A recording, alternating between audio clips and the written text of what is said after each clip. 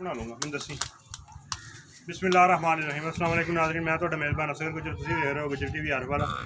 इस दफ़ा एक ना मझ असीं अपने सबसक्राइबर साडा मंडी बहाउद्दीन दा भाई अरशद ਉਹਨੂੰ ਅਸੀਂ ਮੱਝ ਵੇਚੀ ਸੀ। ਉਹ ਗੱਭਣ ਮੱਝ ਦੀਆਂ ਕੁਛ ਸ਼ਰਤਾਂ ਸੀ ਉਹ ਉਹਨੂੰ ਦਿੱਤੀਆਂ।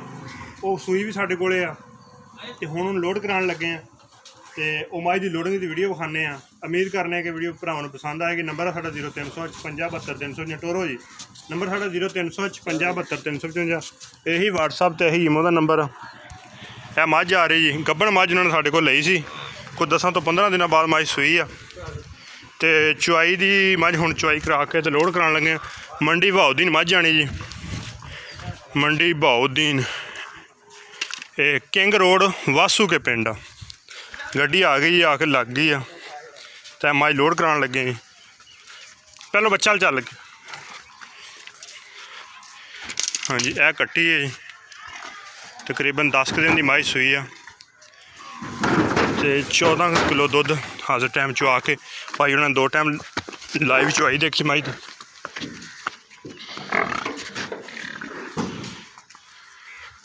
ਹਾਂਜੀ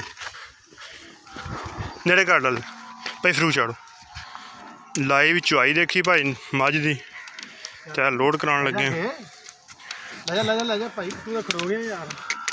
ਰੱਸੇ ਦਾ ਵਾਲ ਮਾਰ ਇੱਥੇ ਡਾਲਣਾ ਡਾਲੇ ਦਾ ਵਾਲ ਮਾਰ ਪੈ ਜਾਂਦਾ ਵਾਲ ਮਾਰ ਤੇ ਬਾਹਨੇ ਇਹਨੂੰ ਪੁੱਤ ਇੱਥੇ ਨੀਵਾਂ ਕਰਕੇ ਬਾਂਧ ਇਹਨੂੰ ਵਾਲੂ ਨੀਵਾਂ ਕਰਕੇ ਬੰਨੀ ਇਹ ਲੈ ਜਾ।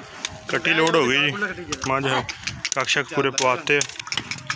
ਹਾਂਜੀ ਮੱਝ ਲੋਡ ਹੋ ਰਹੀ ਜੀ। ਚੱਲ ਕਰ ਮਾਰ ਕੇ ਚੱਲ ਐ ਲੋ ਅੱਗੇ ਕਰਕੇ ਬੰਨ ਥੋੜੀ ਜਿਹੀ ਪੱਕੀ ਥੱਲੇ ਕਰਕੇ ਬੰਨੀ।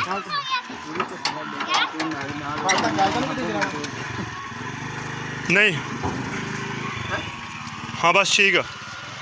ਜੰਗਲੇ ਲੱਗ ਗਿਆ ਜੀ ਵਾਹ ਦਾ ਖਿਆਲ ਕਰੀ। ਇਹ ਭਾਈ ਨੇ ਜੰਗਲੇ ਵੀ ਲਾਤੇ ਜੀ। 1514 KP ਸਿੰਧ ਦਾ ਨੰਬਰ ਗੱਡੀ ਦਾ ਜੀ। 1544 1514 ਨਹੀਂ 1544। ਹਾਂਜੀ ਇਹ ਭਾਈ ਫਰੂਕ ਸਾਹਿਬ ਆ। ਇਹ ਮੱਝ ਲੈ ਕੇ ਵੀ ਜਾਂਦੇ ਆ ਤੇ ਅਗਰ ਕੋਈ ਬੰਦਾ ਨਾ ਖੁਸ਼ ਹੋਵੇ ਤੇ ਵਾਪਸੀ ਲੈ ਵੀ ਆਉਂਦੇ ਆ।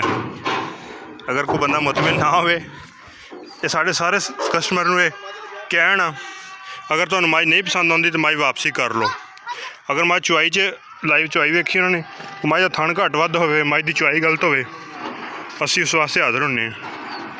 ਹਾਂਜੀ